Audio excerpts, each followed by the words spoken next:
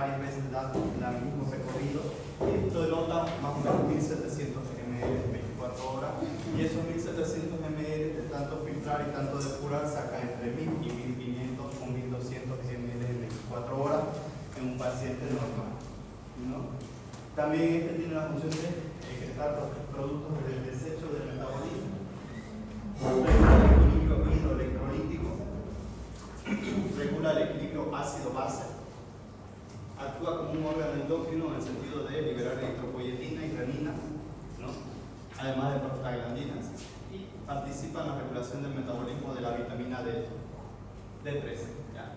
Entonces, las nefropatías son una de las causas de morbimortalidad más importantes. ¿Qué quiere decir morbimortalidad? ¿Qué quiere decir morbimortalidad? ¿Pero qué se entiende por eso? Morbimortalidad. Es lo mismo de decir morbimortalidad que mortalidad. Entonces, ¿qué es morbimortalidad? Lleva en epidemiología, ¿no? Salud pública.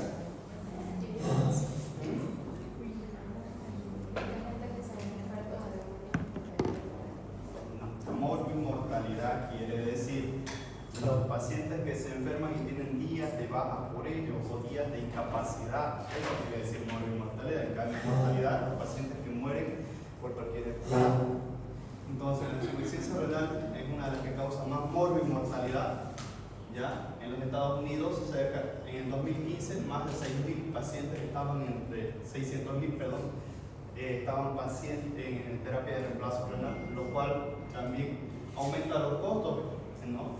Datos de Estados Unidos, $72.000 por persona por año que están en terapia de reemplazo renal. Entonces la mortalidad supera, a diferencia de la morbimortalidad, supera a la de todos los cánceres en un año. Incrementa los riesgos cardiovasculares desde el punto de vista de que si vemos que el paciente renal crónico en algún momento te va a ser hipertenso y la hipertensión está asociada a un incremento del riesgo cardiovascular, obviamente el riesgo cardiovascular en un paciente renal crónico se intensifica o se duplica. ¿Ya? Más de 2 millones de todas, están afectadas más de 2 millones de personas en todo el mundo por una enfermedad renal crónica.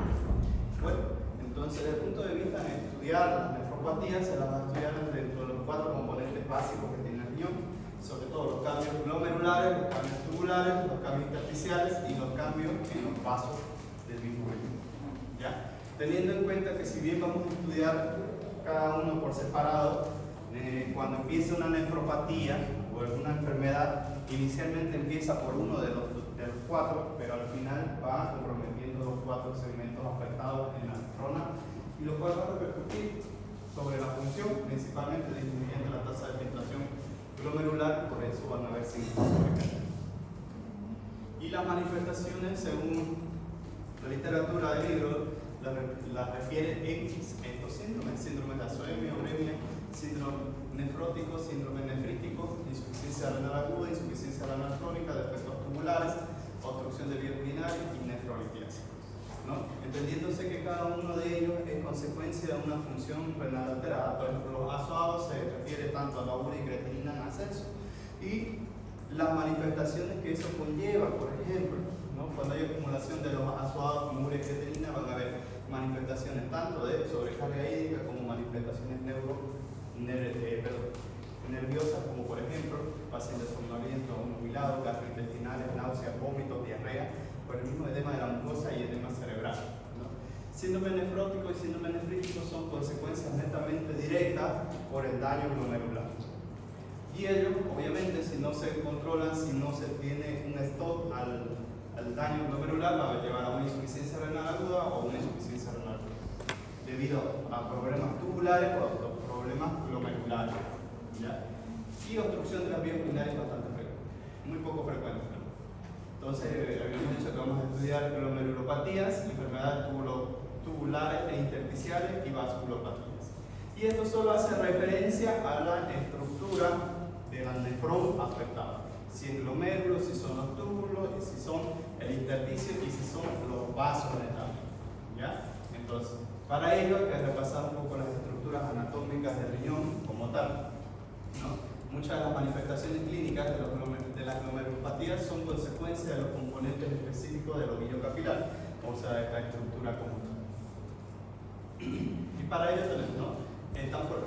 La estructura glomerular está formada por una red capilar anatomosada revestida por endotelio fenestrado, rodeado de capas celulares epiteliales.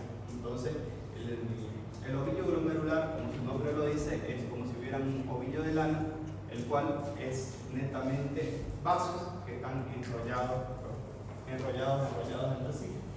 La diferencia particular entre un vaso arterial y un vaso glomerular es que estos tienen una penetra, y las penetras son como microperforaciones a través de toda su superficie, lo cual, si vemos que este es un vaso y está conformado por un epitelio plano,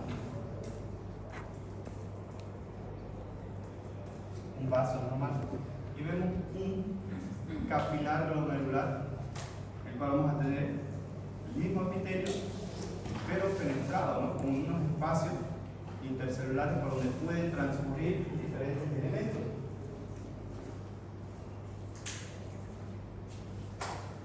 Bien, las células epiteliales o viscerales o podocitos son parte estructural del glomérulo. El epitelio parietal está situado en la cápsula de Bowman, lo cual recubre el espacio urinario. Aquí estamos viendo un glomérulo. El ovillo glomerular que estamos mencionando con los podocitos, y lo que lo recubre es la cápsula de Bowman, donde va a recolectar la orina hacia los túbulos contorneados proximales. Ya, la pared capilar glomerular es una membrana de filtración, ¿no? Y está formada por capas de células endoteliales, membrana basal glomerular, células epiteliales y células mesangiales, ¿no? La estructura anatómica del glomérulo.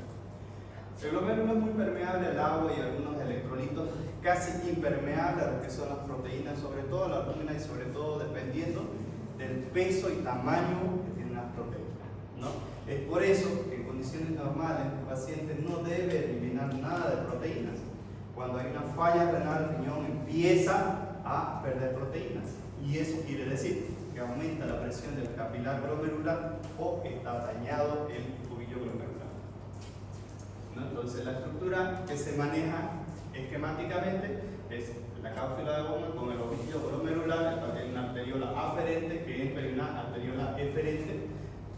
Esa arteriola eferente lleva sangre, la sangre, pongámoslo así, con toxinas, ingresa al capilar glomerular y empieza el proceso de filtración glomerular, donde se va a eliminar la orina y va a eliminarla por los túbulos contorneados próximamente en diferentes concentraciones. Bien, entonces, ya vimos que el capilar glomerular está conformado por esa particularidad, tiene los porocitos, tiene las células mesangiales, tiene la cápsula de Bowman, y cuando hay alguna lesión, alguna noxa, se producen ciertos cambios capilares glomerulares en todo el proceso del parénquima renal. Dentro de ellos, uno de los cambios es la hipercelularidad, que no es nada más que un aumento celular del ovillo glomerular en resultado a múltiples lesiones, como por ejemplo la característica de proliferación de células mesangiales, endoteliales, infiltrado leucocitario y formación de semilunas. Cuando hay un proceso de daño en el glomérulo, este puede estar por hipercelularidad, responder, y eso puede dar a proliferación celular, mesenquimales y endoteliales, y puede haber infiltrado leucocitario en el glomérulo y una formación de las semilunas, que es una característica de algunas enfermedades nefrológicas. ¿Ya? Entonces, otro de los cambios, por ejemplo, el engrosamiento de la membrana basal. Al microscopio óptico ya aparece un engrosamiento de las paredes capilares como tal. La membrana se vuelve más gruesa, que es uno de los cambios, además de hipercelularidad, ¿no? Y el microscopio electrónico vamos a ver depósitos de material amorfo, engrosamiento de la membrana basal por aumento de síntesis de sus componentes y formación adicional de matriz membrana. Uno de los cambios ya finales tenemos la hialinosis y la esclerosis, entendiendo la hialinosis como una acumulación de material de aspecto homogéneo, ¿no? Eosinofílico. Cuando es extenso puede obliterar, cuando este material de alinosis es extenso, oblitera la luz del capilar glomerular, lo cual produce obstrucción del mismo. ¿no? Como resultado al final de varias formas daño el glomérulo. Entonces, y la esclerosis, que es un depósito de matriz de colágeno extracelular que puede afectar el mesénquima o afectar capilares, dando obliteración del mismo. En otras palabras, dentro de las respuestas tenemos paciente que tiene una reacción hipercelular, paciente que tiene cambios como engrosamiento de la membrana y hialinosis y esclerosis en el mismo glomérulo. Son reacciones ante estímulos permanentes o constantes en todo riñón, ya sea por procesos endógenos o procesos exógenos, entendiéndose a ellos o haciendo referencia a ellos como los procesos mediados por inmunocomplejos que van a ir a lesionar el glomérulo.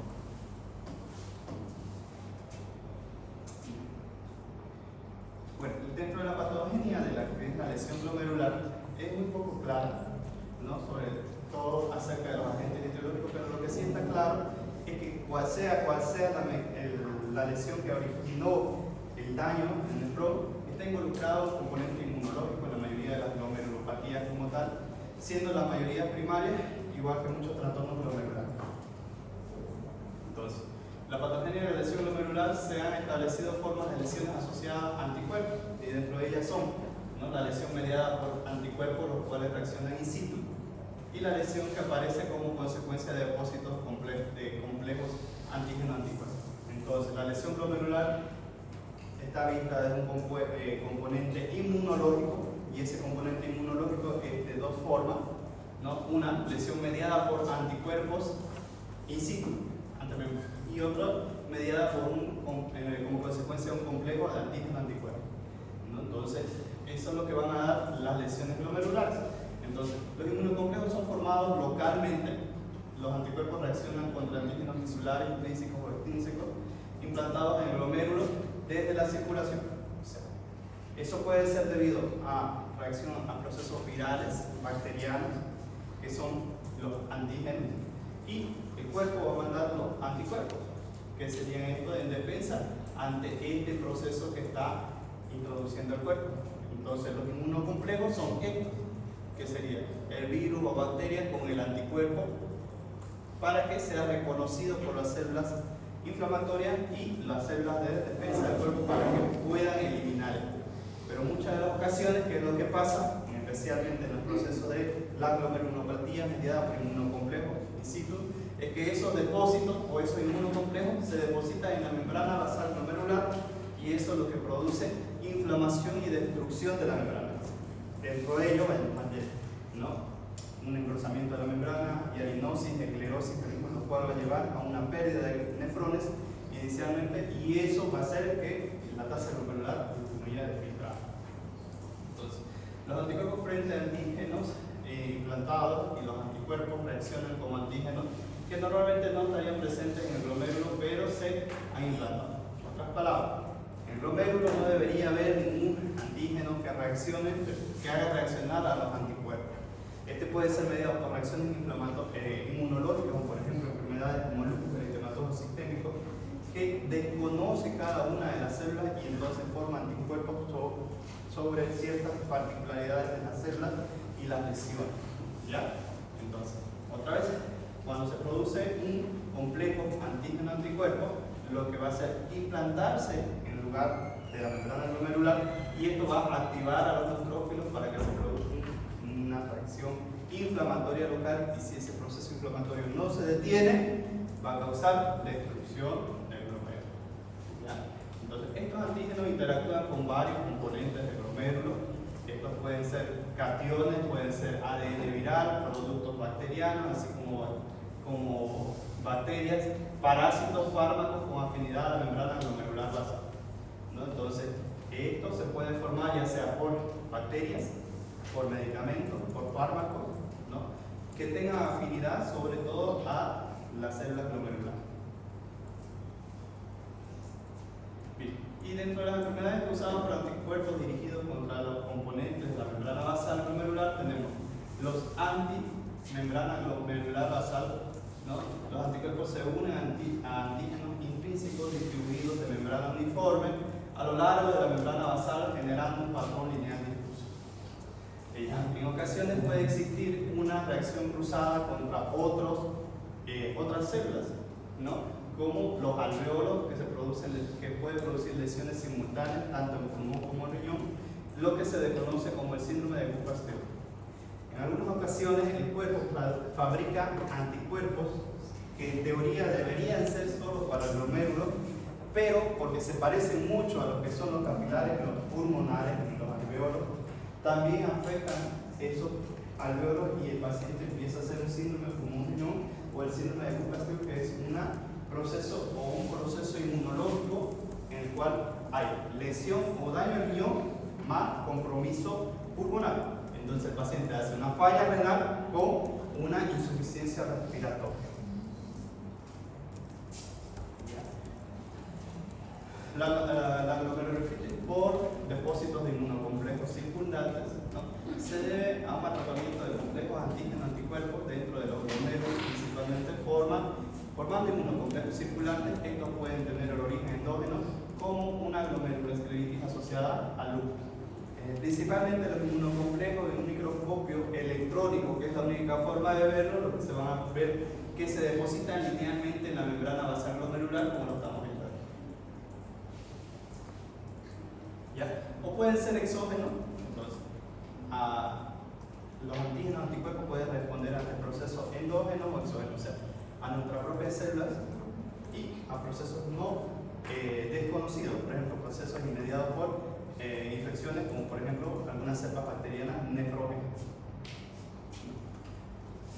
La glomerulonefritis por depósitos de inmunocomplejos circulantes, cualquiera que sea el antígeno de complemento antígeno-anticuerpo formado por los depósitos en los glomérulos, puede causar una reacción inflamatoria local generando lesiones.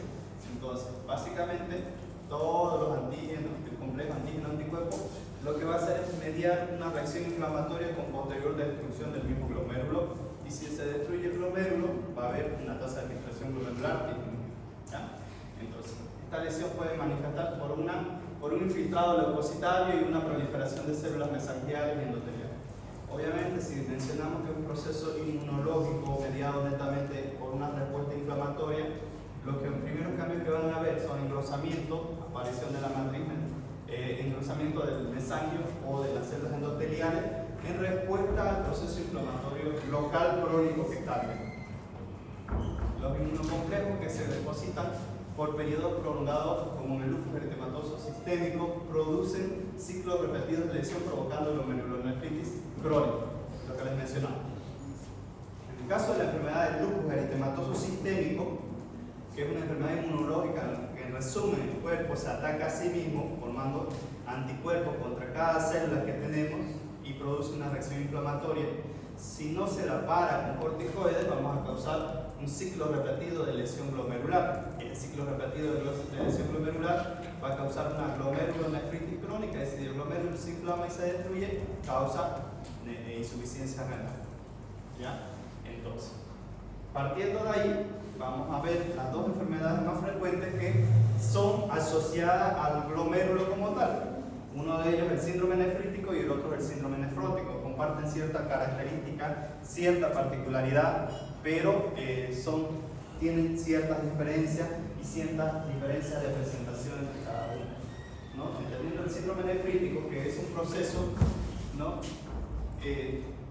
Caracterizado por la inflamación de los glomérulos.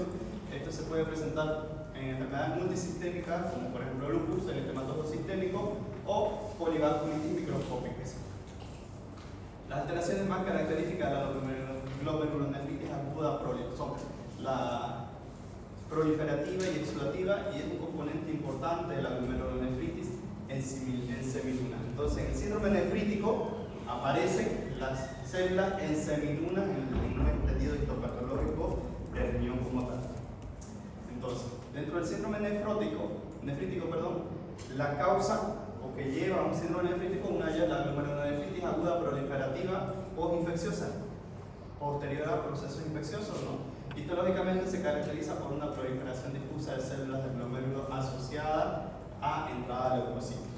Y estas lesiones se deben típicamente a inmunocomplejos, ¿no? Antígenos desencadenantes, puede ser exógenos o endógenos, y el patrón prototipo de la enfermedad es inducido por antígenos exógenos en la glomerulonefritis postinfecciosa. Lo característico, Mientras que la nefritis por lupus es un ejemplo de las enfermedades inducidas por antígenos endógenos. Las infecciones más frecuentes son las estreptocócicas y es por eso que el síndrome nefrítico se lo ve más frecuente posterior a infecciones respiratorias de vías respiratorias altas, por ejemplo los catarros asociados a estreptococo beta hemolítico del grupo A, ¿no? Entonces, el prototipo de la glomerulonefritis postestreptocócica es el prototipo de la glomerulonefritis causada por inmunocomplejos. Se presenta entre 1 y 4 semanas después de una infección estreptocócica de la faringe o piel, en el caso de la piodermitis como tal. Posterior a un lapso de 2 a 4 semanas, más frecuente en niños entre 6 y 10 años, aunque también el adulto puede tenerlo, ¿no? La etiología y patogenia causada por inmunocomplejos que contienen antígenos estreptocócicos y anticuerpos específicos formados in situ. Entonces, posterior a un proceso de una faringitis, específicamente no toda la faringitis, una faringitis que tenga la cepa con predilección por las células nefrógenas, va a causar una reacción inflamatoria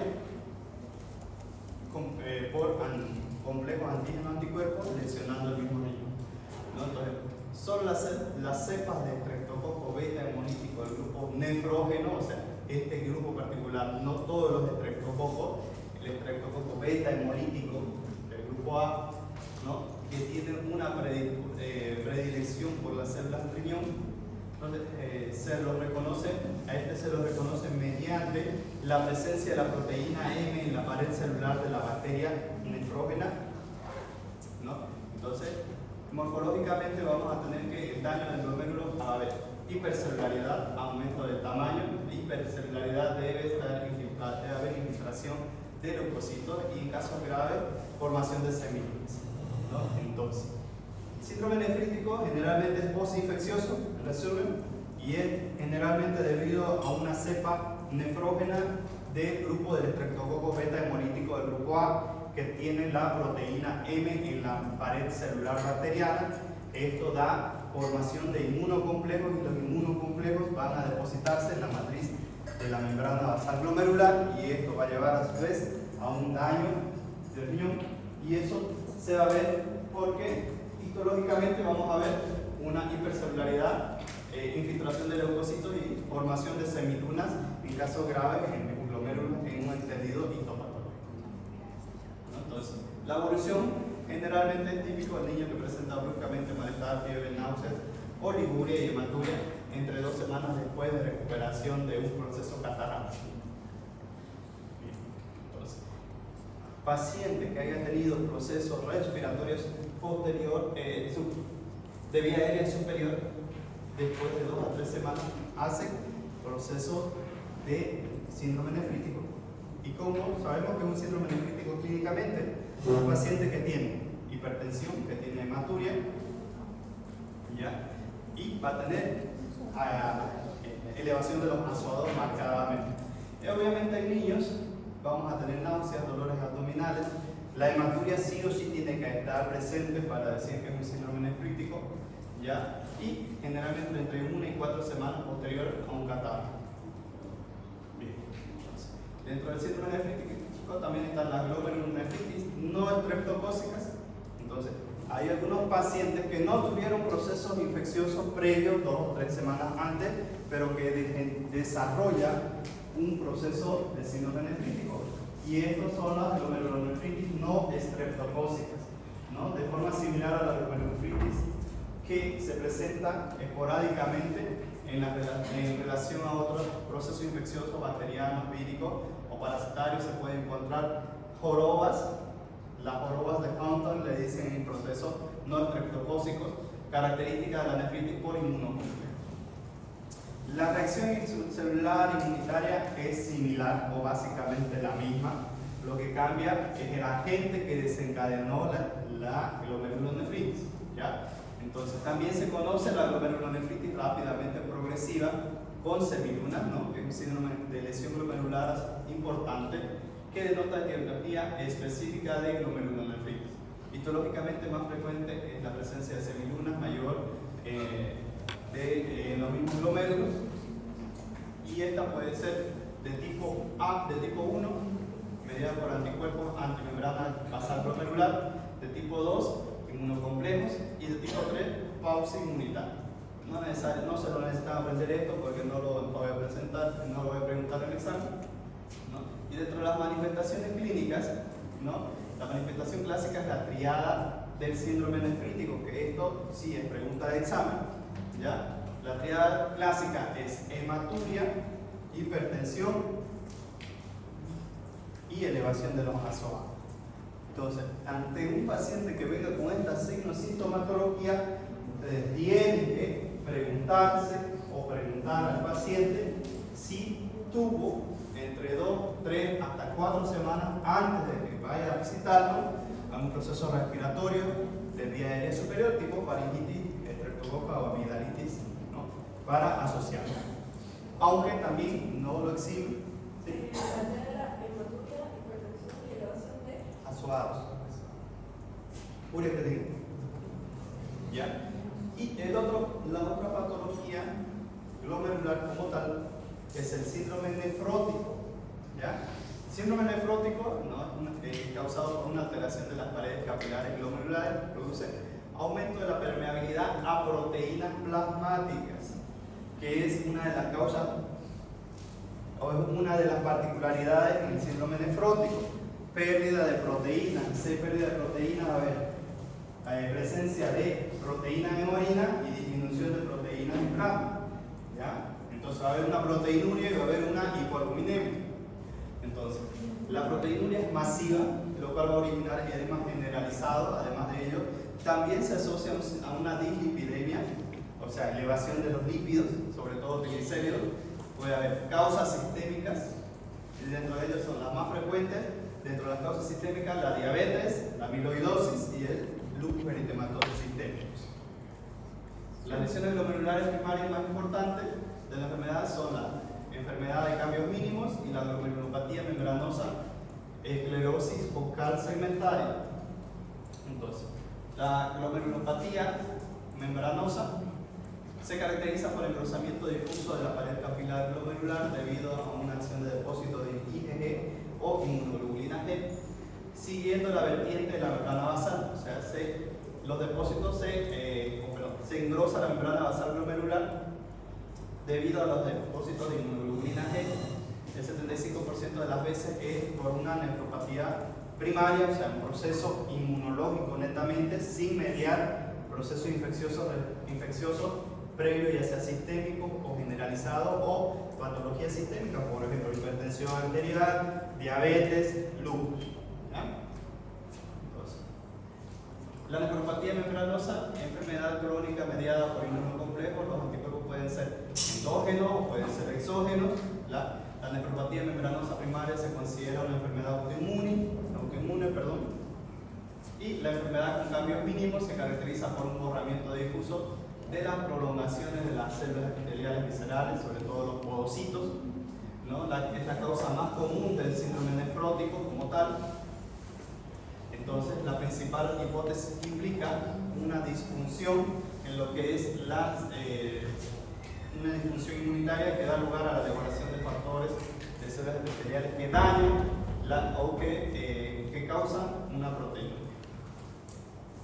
La glomerulosclerosis focal segmentaria, ¿no? Es la principal causa del síndrome nefrótico no agudo, caracterizada por una esclerosis y de algunos glomérulos afectando una porción del ovillo capilar, ¿no? La esclerosis del glomérulo quiere decir una fibrocicatrización del glomérulo por un proceso inmunológico o un proceso reactivo, un proceso infeccioso. En otras palabras, el glomérulo se vuelve duro y es como si formara una cicatriz dentro de él. Y al formar eso, no filtra y produce más pérdida de proteína. Y al haber más pérdida de proteína en ese riñón, va a tener más formación de esclerosis renal. ¿Ya? Entonces, y dentro del síndrome nefrótico, también podemos ver o citar las nefropatías asociadas al VIH, la glomerulonefritis membranoproliferativa, la enfermedad de depósitos densos, ¿no? Y otras causas de glomerulopatías aisladas que no tienen que ver con el proceso inmunológico propiamente, pero están mediadas por inmunoglobulina de tipo A, como por ejemplo la enfermedad de Berger, ¿no? Que se caracteriza por depósitos de inmunoglobulina A en las regiones mesanquiales y además que tienen hematuria a repetición, siendo el tipo glomerulonefritis la más frecuente a nivel mundial, o sea, la causa más frecuente de glomerulonefritis a nivel mundial, ¿no? El diagnóstico es únicamente por detección de inmunocomplejos en los glomérulos, o sea, el diagnóstico de esta enfermedad como tal es por biopsia. Aquí recientemente se están haciendo los diagnósticos por biopsia renal, ¿no? Entonces no sabemos la frecuencia de las glomerulopatías por IgA particularmente, porque recién se están tomando y llevando más frecuente las biopsias renales, porque el caso de los pacientes con enfermedad renal crónica ha aumentado tremendamente. Y como saben, todo paciente renal crónico involucra un cargo al Estado, porque involucra más gastos para el Sistema Nacional de Salud. Entonces, la particularidad característica de un paciente con un síndrome nefrótico es que tiene hipoproteinemia, proteinuria en rango nefrótico mayor a 3.5 gramos, tiene edema generalizado y tiene una dislipidemia, a diferencia del síndrome nefrítico, que no cursa con hematuria. ¿Ya? El síndrome nefrítico puede tener proteinuria, pero no en rango nefrótico. Quiere decir que las proteínas, la proteinuria de 24 horas no va a sobrepasar los 3.5 gramos en 24 horas. ¿Preguntas de ahí? ¿Dudas? Si ustedes ven, este es un tema re extenso, re complicado, habla mucho de reacciones inflamatorias, mucho de células, ¿no? Pero básense para estudiar un síndrome nefrótico, síndrome nefrítico, ¿ya? Las diferencias clínicas particulares entre el uno y el otro, porque no va a haber preguntas de lepina, ¿qué es una glomerulonefritis membranosa? ¿No? Porque hay un montón. Hay glomerulonefritis membranosa, hay glomerulonefritis progresiva, hay glomerulonefritis post-estreptocócica, ¿no? Entonces, en términos generales, apréndanse la diferencia entre síndrome nefrítico y síndrome nefrótico y qué causa el síndrome nefrítico y qué causa el síndrome nefrótico. ¿Ya? Y dentro de la otra clasificación tenemos las enfermedades que afectan los túbulos e intersticio. ¿Ya? Entonces, estas enfermedades tubulares pueden ser por lesión o necrosis tubular aguda, que es la más característica y la más principal, y esta es una entidad patológica caracterizada por una insuficiencia renal aguda. Con frecuencia se encuentra lesión tubular en forma de necrosis de células epiteliales tubulares, siendo lo más frecuente la lesión renal aguda.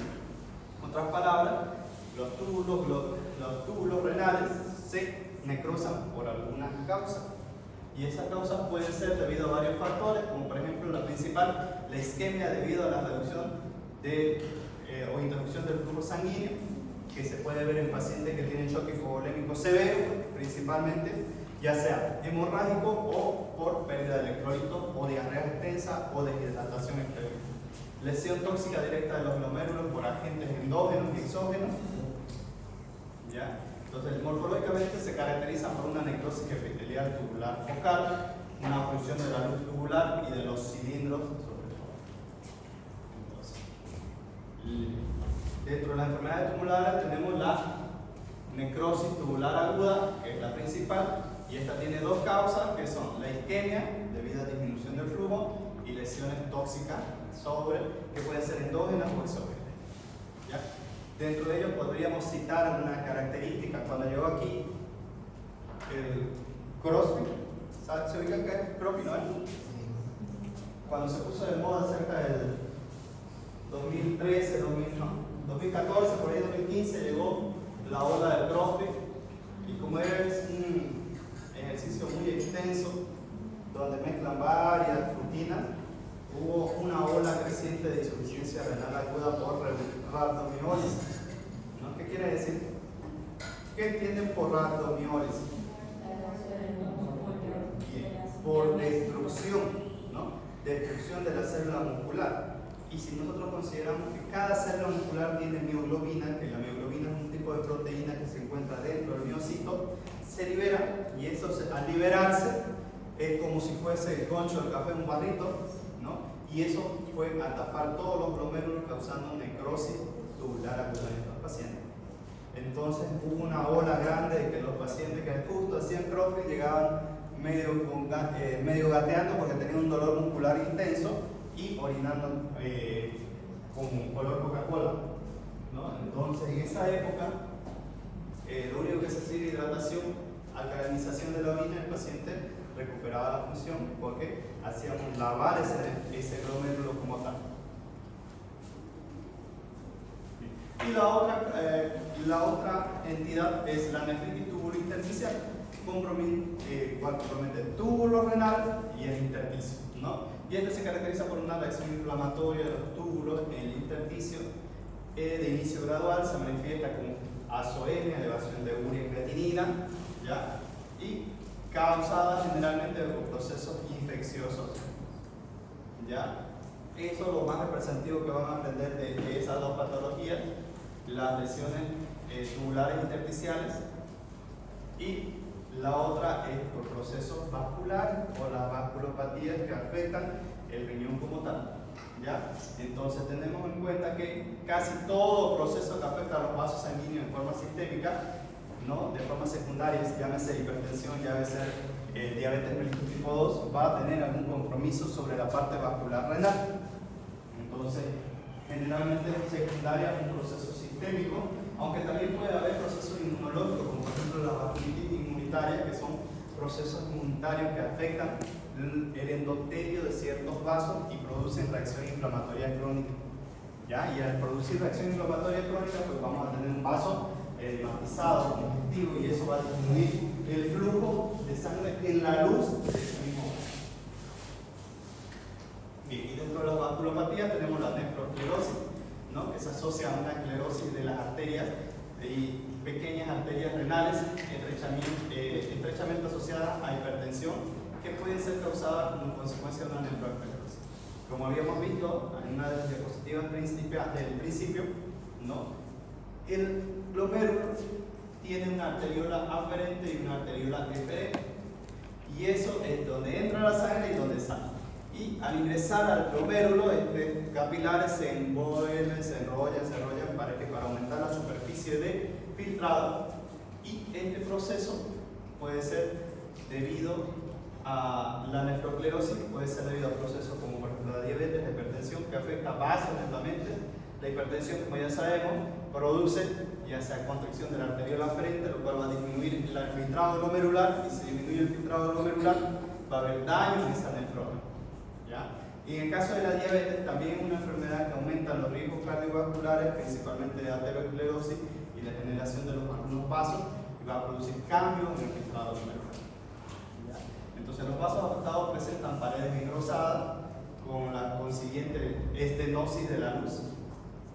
Entonces los cambios que dan lugar a son isquemia parenquimatosa focal, asociada generalmente se asocia a una edad avanzada, ya más frecuente en la raza negra. Puede haber ausencia de hipertensión, y la hipertensión y diabetes aumentan la incidencia. Entonces, generalmente se puede ver una nefroesclerosis en pacientes de edad avanzada, de raza negra, y también puede estar en ausencia de hipertensión, y la hipertensión arterial más la diabetes puede incrementar los riesgos de tener una nefroesclerosis. O sea, un daño renal basado en un daño vascular principalmente, ¿no? Entonces las patogenias generalmente son un engrosamiento de la media y de la interna en respuesta a cambios hemodinámicos y alinización de las paredes arteriolares, engrosamiento, ¿ya? Y las otras dos patologías que tenemos dentro de las vasculopatías son la nefroesclerosis maligna, trastorno vascular asociado a hipertensión arterial maligna, y la estenosis de la arteria renal como tal, que corresponde entre el 2 al 5% de los casos de hipertensión arterial secundaria a estenosis renal, que está inducida por un aumento de la producción de renina, por activación del sistema renina-angiotensina de aldosterona, ¿ya? Entonces, principalmente esta vasculopatía lo que van a causar es un cambio hemodinámico, y ese cambio hemodinámico, si no se corrige con medicación, con fármacos, va a causar un daño permanente en el glomérulo renal, ¿no? Son heterogéneas y comprenden Hasta ahí vimos que tenemos los daños que pueden causar procesos glomerulares, procesos intersticiales tubulares, procesos de vasculopatías, que serían las 4 formas que se puede dañar el riñón. Y aparte, muy aparte, tenemos las nefropatías quísticas, que es nada más que un trastorno hereditario del desarrollo que se ha adquirido. Son razonablemente frecuentes, a menudo plantean un problema diagnóstico como tal y se pueden confundir con tumores. Y esto no es nada más que la nefropatía quística, que la formación de múltiples quistes en todo el parénquima renal, generalmente bilateral. Este es un riñón normal y este es un riñón poliquístico, y estos quistes van a destruir gradualmente el nefrón o la nefrona, y si se destruye la nefrona, pues van a causar que el glomérulo pierda la tasa de filtración glomerular y causar insuficiencia renal. Entonces, dentro de la nefropatía quística tenemos la nefropatía poliquística y la enfermedad quística medular. ¿Ya? Entonces, entendiéndose que la nefropatía poliquística es un trastorno hereditario que se caracteriza por múltiples quistes en ambos riñones y destruyen el parénquima renal causando insuficiencia renal, ¿no? Entonces, y la enfermedad quística medular, que son básicamente la misma, pero esta enfermedad poliquística medular solo afecta la médula renal y no todo el riñón como tal.